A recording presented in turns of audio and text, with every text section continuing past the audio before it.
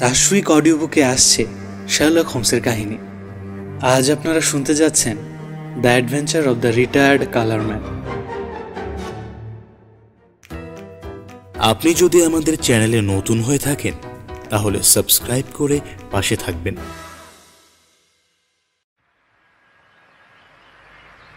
বিষণ্ণ দার্শনিক মেজাজে সকালে দেখলাম শার্লক হোমসকে। আমাকে জিজ্ঞেস করলো, দেখেছো লোকটাকে? এইমাত্র বেরিয়ে গেল যেই বুড়ো লোকটা, তাকে? হ্যাঁ, দরজার কাছে দেখলাম। কি মনে হলো? দেহ মনে একেবারে ভেঙে পড়া মানুষ। দেখলেই কেমন মায়া হয়, জীবন যেন শূন্য, অসার। হ্যাঁ, একেবারে খাঁটি কথা। তবে কি জানো ওয়াটসন, সবার জীবনে তো এমন শূন্য আর অসার। বড় মায়া হয়, বুঝলে? বিন্দুতে সিন্ধু দর্শন ঘটিয়ে গেল বুড়ো। সারা জীবন মানুষ মরীচিকার পেছনে ছুটে ছুটে যা চায় তা হাতের মুঠোয় পাওয়ার পর দেখে সব ফক্কা, সব মিথ্যে, সব ছায়া। জীবনে এত দৈন্যতা তো সেই কারণেই, ছায়াবাদীর চাইতেও যা মর্মান্তিক। তোমার মক্কেল বুঝি সে? তা বলতে পারো। পাঠিয়েছে স্কটল্যান্ড ইয়ার্ড থেকে। ঠিকমতো সুবিধা করতে না পেলে একেবারে মরণাপন্ন রোগীকে বিশেষজ্ঞ যেমন হাতুড়ি ডাক্তারের কাছে পাঠায়, ভালো করে জানে যে আর কিছু করার নেই, এও বলা যায় তেমনি। ব্যাপারটা কি? টেবিল থেকে একটা বেশ ময়লা কার্ড তুলে নিয়ে হোমস বলল, জোসিয়া এম্বারলি, ছবি আঁকার সরঞ্জাম প্রস্তুতকারক, ব্রিকফল অ্যান্ড এম্বারলি কোম্পানির জুনিয়র পার্টনার। বিভিন্ন পেন বক্সের গায়ে কোম্পানির নামটা দেখে থাকবে। 61 বছর বয়সে রিটায়ার করে জমানো টাকা দিয়ে লুইহ্যামে একটা বাড়ি কিনে ভেবেছিলেন শেষ জীবনটা শান্তিতে কাটাবে। তারপর খামের পেছনে কয়েকটা পয়েন্ট টুকে রেখেছিল হোমস।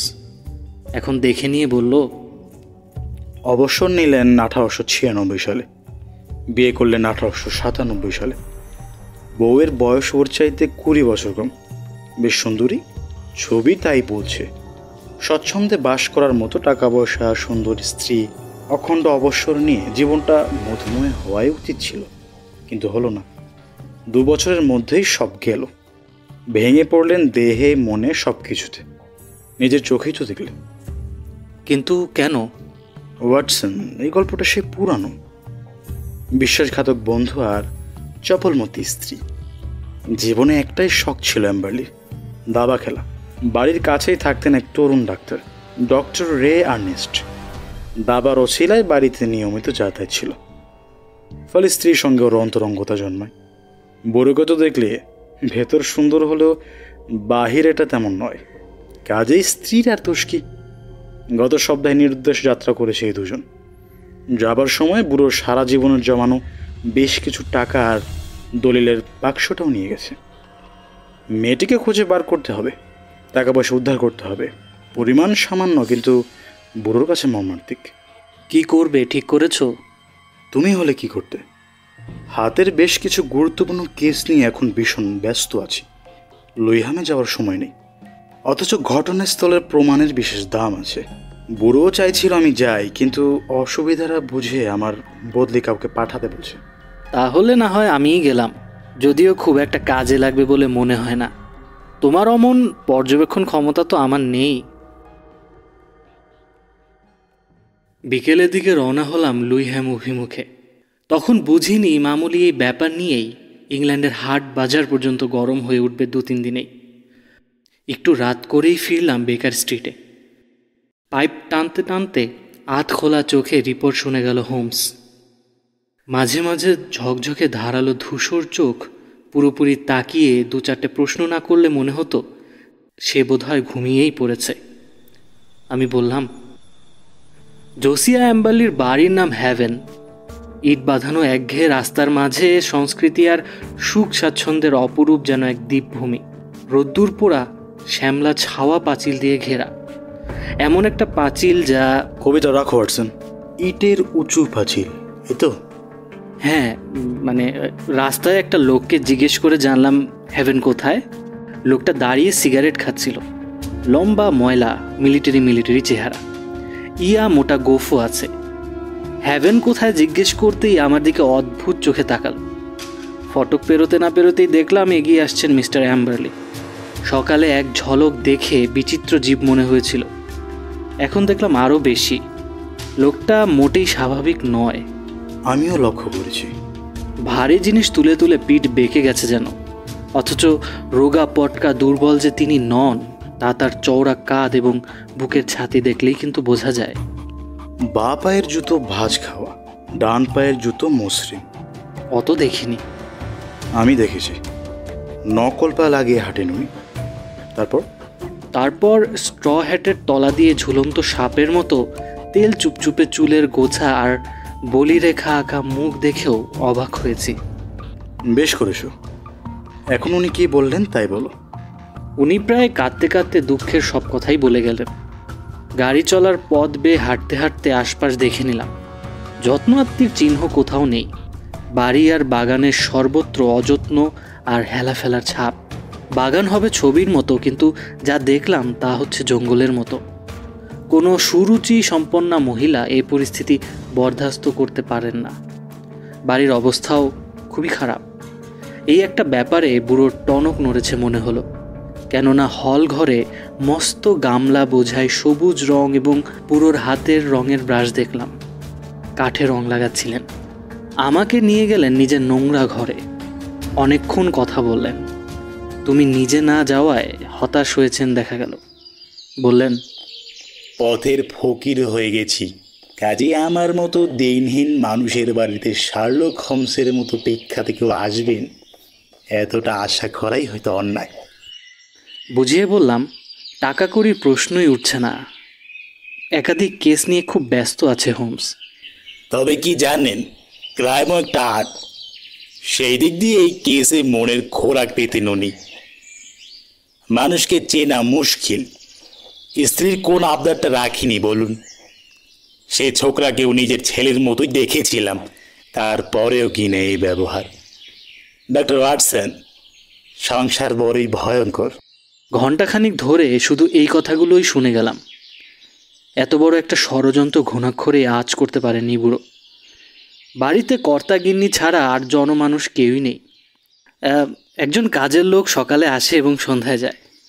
এ ঘটনা যেদিন ঘটে সেদিন হে মার্কেট থিয়েটারে দুটো বেশি দামের আপার সার্কেলের টিকিট কেটেছিল বুড়ো, নিজের জন্য এবং স্ত্রীর জন্য। শেষ মুহূর্তে মাথা ব্যথা করছে বলে বউ আর যায়নি। বুড়ো একাই গিয়েছিলেন। বউয়ের না যাওয়া টিকিটটাও দেখালেন। হোমস বলল, আশ্চর্য, সত্যিই আশ্চর্য। কৌতূহল জাগিয়ে দিলে দেখছি। টিকিটটা নিজে দেখা ছিল? নম্বরটা মনে আছে? অবশ্যই আছে, 31। আমার পুরনো স্কুলের নম্বর ছিল, তাই নম্বরটা দেখা মাত্র আমার মাথায় ঠেকে গেছে। অপূর্ব। বুড়োর সিট নাম্বার তাহলে হয় 30 নয় 32 হবে। একটু গোলমাল লাগলো হোমসের অকস্মাৎ আগ্রহ আর কথাবার্তা শুনে। বললাম, তা তো বটেই, 20 টিকিট, তাও দেখেছি। খুব ভালো করেছ। আর কি বললেন বুড়ো? তার স্ট্রং রুমটা আমাকে দেখালেন। স্ট্রং রুমই বটে, কারণ ঘরটা সত্যি দুর্ভেদ্য। ব্যাংকে যেমন থাকে অবিকল তাই। দরজা জানলা সব লোহার। চোরের বাবার সাধ্যি এই ভেতরে ঢোকে। ভদ্রমহিলা কিন্তু নকল চাবি জোগাড় করেছিলেন। প্রেমিকের সঙ্গে হাতে হাত মিলিয়ে প্রায় 7,000 নগদ টাকা আর কোম্পানির কাগজ নিয়ে পালিয়ে গেছে। কোম্পানির কাগজ নিয়ে বিক্রি করবে কিভাবে? সে পথ বন্ধ করে দিয়েছেন বুড়ো। পুলিশকে লিস্ট দিয়ে দিয়েছেন। মাঝরাতে থিয়েটার থেকে ফিরে দেখেন বাড়ি খালি, দরজা জানলা খোলা। স্ট্রং রুম লুট হয়ে গেছে। যাবার সময় চিঠিপত্র পর্যন্ত রেখে যাননি স্ত্রী। সঙ্গে সঙ্গে পুলিশকে খবর দেন এই বুড়ো। মিনিট কয়েক কি ভাবলো হোমস, তারপর বলল, তুমি তো বলেছিলে কি একটা রং করছিলেন, তা কি রং করছিলেন উনি? প্যাসেজ রং করছিলেন। ওই স্ট্রং রুমের দরজা জানালা আগে থেকেই রং করে ফেলেছিলেন। তোমার খটকা লাগেনি এই পরিস্থিতিতে রং করা নিয়ে ব্যস্ত থাকাটা? একটু অদ্ভুত নাকি? হ্যাঁ, অদ্ভুত, কিন্তু উনি আমাকে বললেন কিছু একটা নিয়ে ব্যস্ত থেকে কষ্টটা ভুলে থাকার চেষ্টা করছেন। মাথায় সমস্যা আছে মনে হলো। আমার সামনেই চিলের মতো চেঁচাতে চেঁচাতে বউয়ের একটা ফটোগ্রাফ ছিঁড়ে কুচি কুচি করে ফেললেন। আর বউয়ের ওই কুৎসিত মুখ এ জীবনে যেন আর না দেখেন সেটা তিনি চেঁচিয়ে বলছিলেন। আর কিছু লক্ষ্য করলে? একটা ব্যাপার খুব বেশি চোখে পড়েছে। ব্ল্যাকহিট স্টেশনে ফিরে ট্রেনে উঠলাম। যেই ট্রেন ছেড়েছে অমনি আমার পাশের কামরে একটা লোক লাফিয়ে উঠে পড়ল। তুমি তো জানো যে মুখ আমি একবার দেখি চট করে আর ভুলি না। লোকটাকেও ওই অল্প দর্শনেই চিনে ফেললাম। রাস্তায় যাকে হ্যাভেন কোথায় জিজ্ঞেস করেছিলাম সেই লোক। আবার তাকে দেখলাম লন্ডন ব্রিজে, তারপর ভিড়ে হারিয়ে গেল। আমাকে নিশ্চিত ফলো করছিল, কোনো সন্দেহ নেই। ঠিক ঠিক, কোনো সন্দেহ নেই। তুমি বললে যে লোকটা ময়লা, লম্বা গোফ আর গগলস পরা, তাই তো? হোমস, তুমি দেখছি জাদুকর। এসব কথা আমি তোমাকে বলিনি, কিন্তু চোখে সত্যি গগলস ছিল। আর ম্যাসোনিক টাইপই নজে নেকটাইতে। হোমস, ভাইয়া ওয়াটসন, এ তো খুবই সোজা ব্যাপার। কেসটা কিন্তু জমে উঠেছে। আগে ভেবেছিলাম কেসটা হবে সাদামাটা, আমার মাথা ঘামানোর উপযুক্ত নয়। যদিও গুরুত্বপূর্ণ সবগুলো ব্যাপার তোমার চোখ এড়িয়ে গেছে, তারপরেও যা দেখেছ তার মধ্যেই গভীর চিন্তার খোরাক পাওয়া যাচ্ছে। তাই কোন জিনিসটা আমার নজর এড়িয়ে গেছে বলো তো? আরে ওয়াটসন, আঘাত দেওয়ার জন্য কথাটা বলিনি। তুমি যা করে এসেছো অন্য কেউ হলে তাও করতে পারতো না, কিন্তু কয়েকটা পয়েন্ট একদম খেয়াল করোনি। যেমন ধরো, অ্যাম্বারলি আর তার স্ত্রী সম্পর্কে তাদের প্রতিবেশীরা কি বলে, খুবই গুরুত্বপূর্ণ ব্যাপার। ডক্টর রে আর্নেস্ট সম্পর্কেই বা পাড়া প্রতিবেশীদের মন্তব্য কি? চারিত্রিকভাবে তিনি কি ভদ্রলোক নাকি লম্পট প্রকৃতির? ওয়াটসন, তোমার একটা মস্ত সুবিধে হচ্ছে যে তুমি ডাক্তার। মেয়েরা সহজেই মন খুলে কথা বলে তোমার সাথে।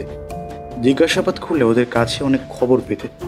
যেমন ধরো, পোস্ট অফিসের কেরানির মেয়ে অথবা মুদির দোকানের বউ, এরাই তোমার গুরুত্বপূর্ণ সহকারী হয়ে উঠতে পারে। সরাইখানার মেয়েটাকেও কানে মন্ত্র দিলে অনেক কথা বেরিয়ে আসতো, কিন্তু তুমি এসব কিছুই করোনি। সমস্যা কি? এগুলো তো এখনো করা যায়, তাই না? তা করা হয়ে গেছে। এই ঘর থেকে না বেরিয়ে টেলিফোন আর স্কটল্যান্ড ইয়ার্ডের দৌলতে তা করে ফেলেছি। বুড়ো যা বলেছে তা সত্যি। পাড়ার সবাই তাকে মহাকিপ্টে আর চামার স্বামী বলে জানে। স্ত্রীর সঙ্গে মিষ্টি কথা পর্যন্ত বলতো না। স্ট্রং রুমে টাকা থাকতো কারি কারি। অবিবাহিত ডক্টর আর্নেস্ট দাবা খেলা খেলতো বুড়োর সঙ্গে, অন্য খেলা খেলতো বুড়োর বউয়ের সঙ্গে। সবই যেন জলের মতো পরিষ্কার, তবু যেন কোথায় একটা খটকা থেকে যাচ্ছে। সেটা কি? সেটা সেফ কল্পনা বলেই মনে হচ্ছে। আপাতত তা নিয়ে আর মাথা ঘামাতে চাই না। চলো হাটসন, অ্যালবার্ট হলে গিয়ে ক্যারিনার গান শুনে আসা যাক। সকালবেলা ঘুম থেকে উঠে রান্নাঘরে রুটির গুঁড়ো আর জোড়া ডিমের খোসা দেখে বুঝলাম হোমস আমার আগেই উঠে পড়েছে। টেবিলে একটা হাতে লেখা চিঠি পেলাম। প্রিয় ওয়াটসন, জোসিয়া অ্যাম্বারলির সঙ্গে মোলাকাত করে দু একটা পয়েন্ট পরিষ্কার করে নিতে চাই। তারপর ভাববো কেসটা হাতে রাখবো না ছেড়ে দেবো। 3টের সময় তৈরি থেকো, দরকার হতে পারে। সারাদিন আর কোনো দেখা নেই হোমসের। বাড়ি ফেললো ঠিক 3টের সময়। মুখ গম্ভীর, চিন্তাশীল এবং অন্যমনস্ক। এই অবস্থায় ওর সঙ্গে কথা না বলাই সঙ্গত। অ্যাম্বারলি এসেছিল? না। আসবেন এক্ষুনি। একটু পরেই ভীষণ উদ্বিগ্ন এবং ভ্যাবাচেখা মুখে আবির্ভূত হলেন বুড়ো ভদ্রলোক। মিস্টার হোমস, এই টেলিগ্রামটা পেয়ে ছুটে এলাম। মাথা মুন্ডু কিছুই তো বুঝতে পারছি না। হাত থেকে টেলিগ্রাম নিয়ে জোরে জোরে পড়ে গেল হোমস। এখনই আসুন, আপনার সাম্প্রতিক লোকসান সম্পর্কে গুরুত্বপূর্ণ কিছু খবর দিতে পারব। অ্যালমান যাজক ভবন। টেলিগ্রামটা পোস্ট করা হয়েছে 2:10 মিনিটে লিটন পার্লিংটন থেকে। জায়গাটা এসেক্স ফ্লিংটমের কাছে। এখনই বেরিয়ে পড়ুন। একজন সম্মানিত যাজক নিশ্চয়ই বাজে কথা বলা লোক নয়। নেক্সট ট্রেন কটায় পারছেন? এই 5:25 একটা আছে লিভারপুল থেকে। চমৎকার। ওয়াটসন, তুমিও যাও সঙ্গে। কেসটা চূড়ান্ত আকার নিতে চলেছে, তোমার থাকা দরকার। কিন্তু রওনা হওয়ার কোনো লক্ষণ দেখালেন না বৃদ্ধ মক্কেল। বললেন, মিস্টার হোমস, এ তো বড় উদ্ভট ব্যাপার। আমার ব্যাপারে গায়ের যাজক জানবেন কি করে? মিছিমিছি সময় আর পয়সাগুলোই তো শুধু খরচ হবে। না জানলে টেলিগ্রাম করতেন না। পাল্টা টেলিগ্রাম করে জানিয়ে দিন আপনি আসছেন। আমার যাওয়ার কোনো দরকার দেখছি না। কঠোর হয়ে গেল হোমসের চোখ, মুখ কণ্ঠস্বর। মিস্টার অ্যাম্বারলি, এরকম স্পষ্ট একটা সূত্র পাওয়ার পর আপনি যদি তার সুযোগ না নেন, তাহলে আমি আর পুলিশ ধরে নেব কেসটার ফয়সালা করায় আপনার আগ্রহ নেই। নিশ্চয়ই এখানে কোনো কিন্তু আছে। আরে দাঁড়ান মিস্টার হোমস, তাই যদি মনে করেন তাহলে 100 বার যাব। আসলে মনে হচ্ছিল গিয়ে লাভ নেই, তাই বলছিলাম আর কি। কিন্তু আমার মনে হচ্ছে আপনার অবশ্যই যাওয়া দরকার। রওনা হওয়ার আগে আমাকে ঘরের বাইরে ডেকে নিয়ে হোমস এমন একটা কথা বলল যা শুনে বিষয়টা ওর কাছে কতখানি গুরুত্বপূর্ণ সেটা বুঝলাম। বলল, বড়জন সত্যিই যান এইটুকু শুধু দেখবে, যদি ভেঙে পড়েন বা ফিরে আসেন, পোস্ট অফিসে গিয়ে টেলিগ্রাম করবে আমাকে, লিখবে পালিয়েছে।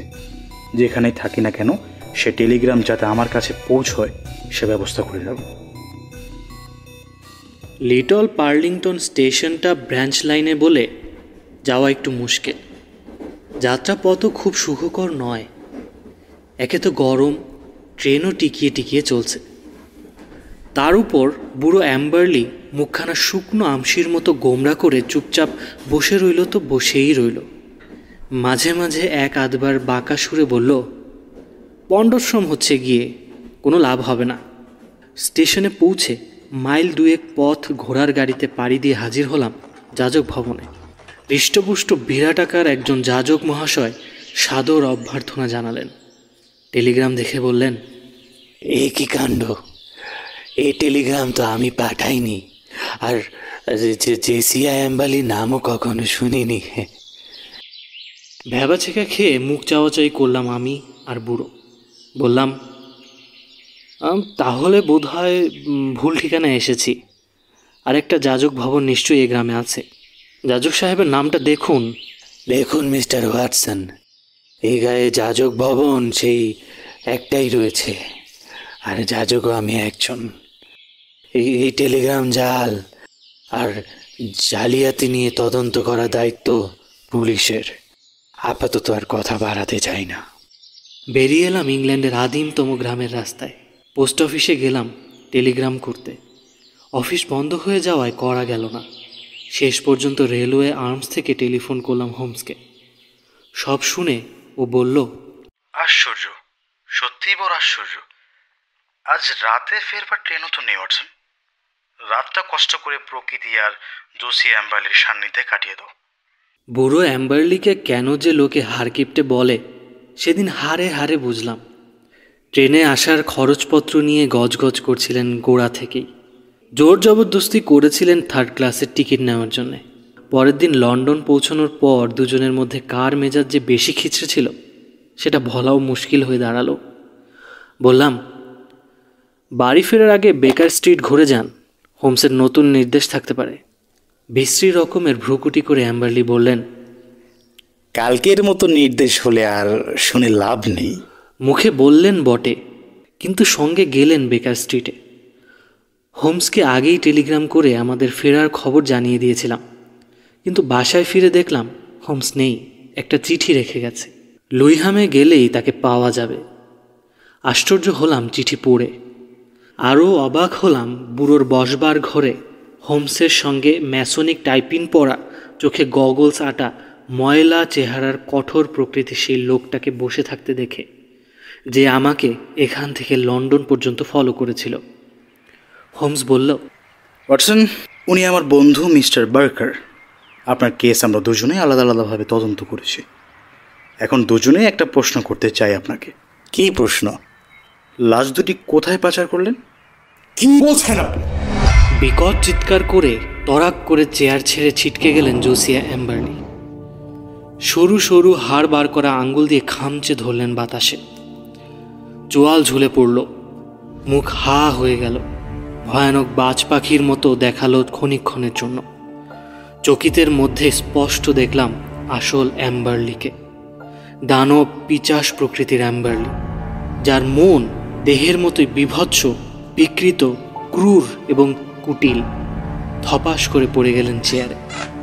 পর মুহূর্তেই ঠোঁট চেপে ধরলেন উৎকট কাশি আটকানোর প্রয়াসে।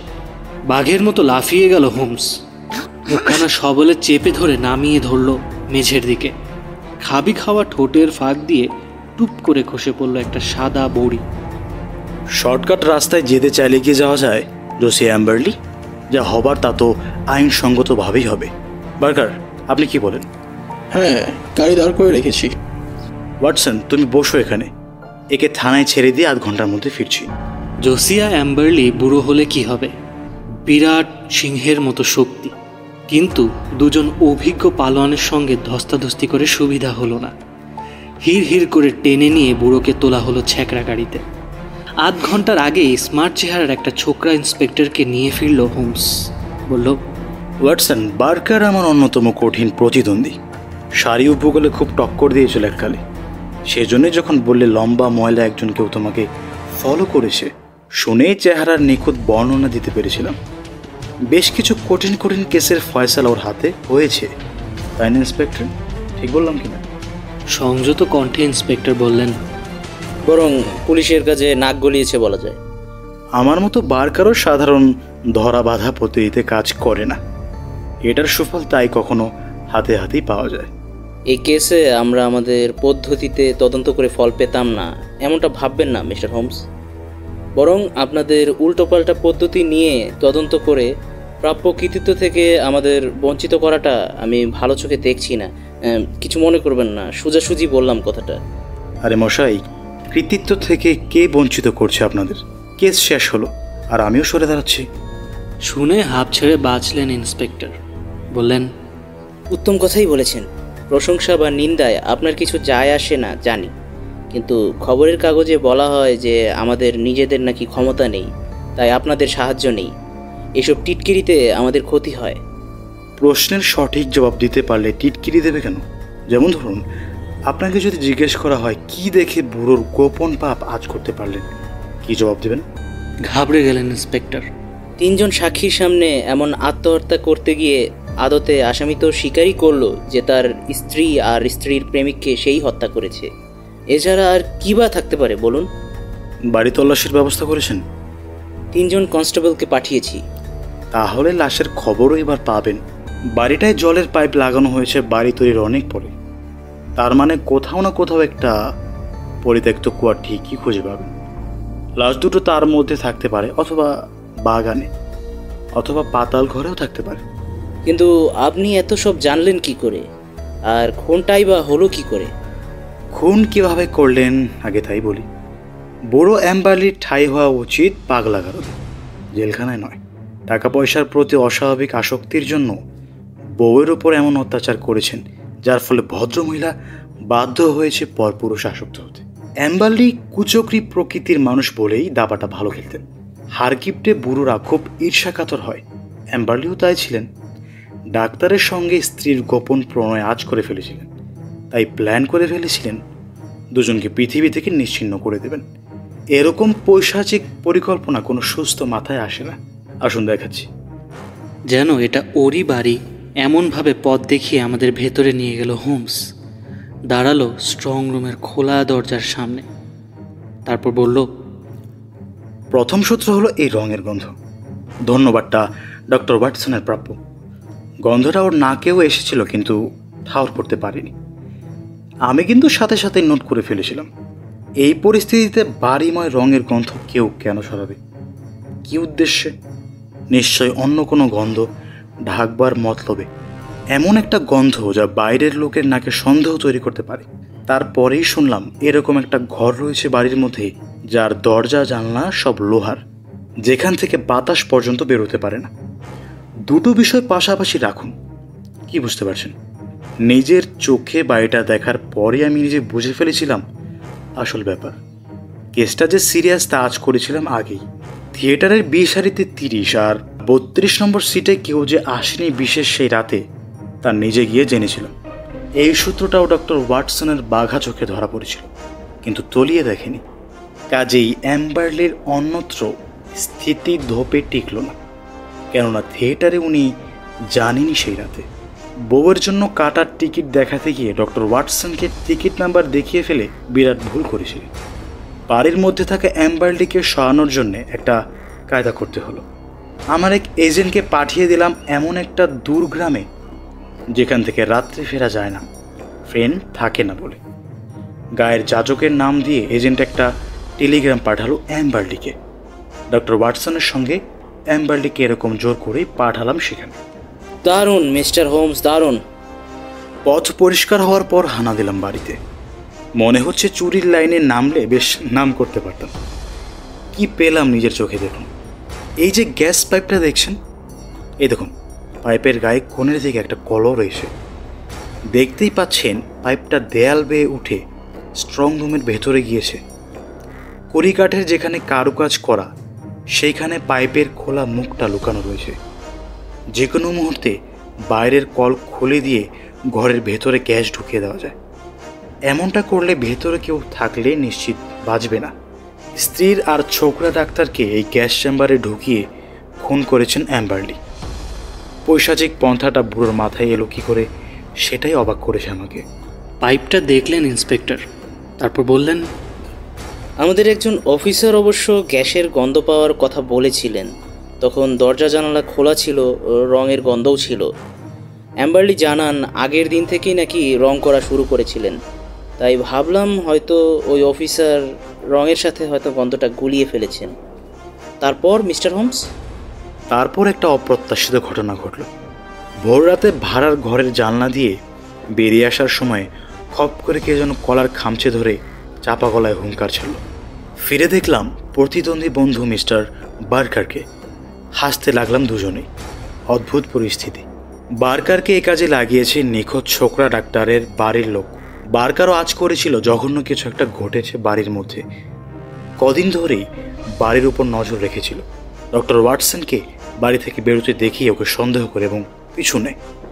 গ্রেফতারও করতো ওয়াটসনকে, কিন্তু ভাড়ার ঘরের জানলা বেয়ে অন্য একটা লোককে চোরের মতো বেরোতে দেখে আর ধৈর্য ধরতে পারেনি। এরপর থেকে দুজনে একসঙ্গে কাজ করেছি। আমাদের সঙ্গে না করে তার সঙ্গে কাজ করার কি দরকার ছিল? দুজনে মিলে ছোট্ট যে পরীক্ষাটা করলাম এবং সফল হলাম, সে পরীক্ষা আপনাদের দিয়ে হতো না, সেজন্য। যাই হোক, কেস থেকে এখন সরে দাঁড়াচ্ছেন তো? নিশ্চয়ই, হ্যাঁ, আমার কাজের ধরনটাই এমন। পুলিশ বাহিনীর তরফ থেকে আপনাদের দুজনকেই অশেষ ধন্যবাদ জানাচ্ছি। আপনাকে আরও একটা প্রমাণ দিয়ে যাই। ধরুন আপনাকে এই ঘরে কেউ আটকে রেখে গ্যাস ঢোকাচ্ছে আর বাইরে থেকে টিটকিয়ে দিচ্ছে। মাত্র 2 মিনিট সময় পেয়েছেন মৃত্যুর আগে, কি করবেন তখন? কোথাও কিছু একটা লিখে যাব। খাঁটি কথা। কিভাবে মারা যাচ্ছেন তা লিখে রাখার চেষ্টা করবেন। কাগজে লিখলে তা চোখে পড়ে যাবে। তাই এই দেখুন, এখানে দেওয়ালের নিচের দিকে বেগুনি কপিং পেন্সিলে লেখা, আমরা খুব। ব্যাস, আর লেখা হয়নি। এ থেকে কি বুঝছেন আপনি? মেঝে থেকে মাত্র 1 ফুট উপরে লেখা, অর্থাৎ মরবার আগের মুহূর্তে, শেষ করার আগেই জ্ঞান লোপ পেয়েছে। আচ্ছা আচ্ছা, বুঝেছি।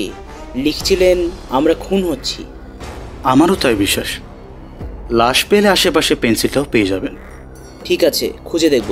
কিন্তু কোম্পানির কাগজগুলো গেল কোথায়? কোথাও লুকিয়ে রেখেছেন নিশ্চয়ই। কিছুদিন পরে নিজেই বলতেন কাজে লাগবে না বলে পাঠিয়ে দিয়েছে, অথবা কোথাও ফেলে গিয়েছিল, এখন পাওয়া গেছে। একটা বিষয় বুঝলাম না, লোকটা যেচে পড়ে আপনার কাছে সাহায্য নিতে গেল কেন? অত্যন্ত শেয়ানা ছিল বলে। বুড়োর বেশি বিশ্বাস ছিল নিজের উপর। পাড়া প্রতিবেশীকে পরে বলতেন, দেখছো, শুধু পুলিশ নয়, খোঁজ শার্লক হোমসকে দিয়েও খোঁজখবরের ব্যবস্থা করেছি। বাহ, সত্যি সত্যি চমৎকার কাজ করেছেন। আর এজন্যই খোদ শার্লক হোমস বলে যে আত্মপ্রশংসাটা করলেন, সেটা মাফ করে দেওয়া হলো মিস্টার হোমস। দিন 2 পরে নর্থ সারি অবজারভার পত্রিকার একটা সংখ্যা আমার দিকে ছুঁড়ে দিল হোমস। পত্রিকাটা দ্বিসাপ্তাহিক। প্রথম পৃষ্ঠাতেই চোখ কেড়ে নেওয়া চনমনে কয়েকটা শিরোনাম, শুরু হ্যাভেন বিভীষিকা দিয়ে, শেষ চমকটা হচ্ছে পুলিশ তদন্ত দিয়ে। তলায় অত্যাশ্চর্য এই কাহিনীর পুঙ্খানুপুঙ্খ বিবরণ। উপসংহারটাই আসল। তাতে লেখা, সরকারি গোয়েন্দাদের প্রখর বুদ্ধির প্রকৃষ্ট উদাহরণস্বরূপ অপরাধ ইতিহাসে চিরকাল সুবর্ণ অক্ষরে লিপিবদ্ধ থাকবে ইন্সপেক্টর ম্যাকিননের অসাধারণ সূক্ষ্মদর্শিতা। রঙের গন্ধ শুকে তিনিই বুঝেছিলেন যে গ্যাস জাতীয় কোনো উৎকট গন্ধ ঢাকবার জন্যেই বিকট গন্ধযুক্ত রং করা হয়েছিল সারা বাড়িতে। এ থেকেই উনি সিদ্ধান্তে এসেছিলেন যে স্ট্রং রুমটাকেই গ্যাস চেম্বার হিসেবে ব্যবহার করা হয়েছিল। এই সূত্র অনুসরণ করেই লাশ দুটোকে শেষ পর্যন্ত সুকৌশলে আচ্ছাদিত একটা অব্যবহৃত কুয়োর তলদেশ থেকে উদ্ধার করেন। হোমস সামান্য হেসে বলল, ম্যাকিনন লোকটা তো খারাপ নয়। কেসটা খাতায় লিখে রাখো, একদিন আসল ব্যাপার সবাই ঠিকই জানবে। গল্পটি যদি আপনাদের ভালো লেগে থাকে তাহলে লাইক করুন, কমেন্ট করে আপনার অনুভূতি জানান এবং এই ধরনের গল্প আরও শুনতে সাবস্ক্রাইব করুন দ্য শুইক অডিও বুক।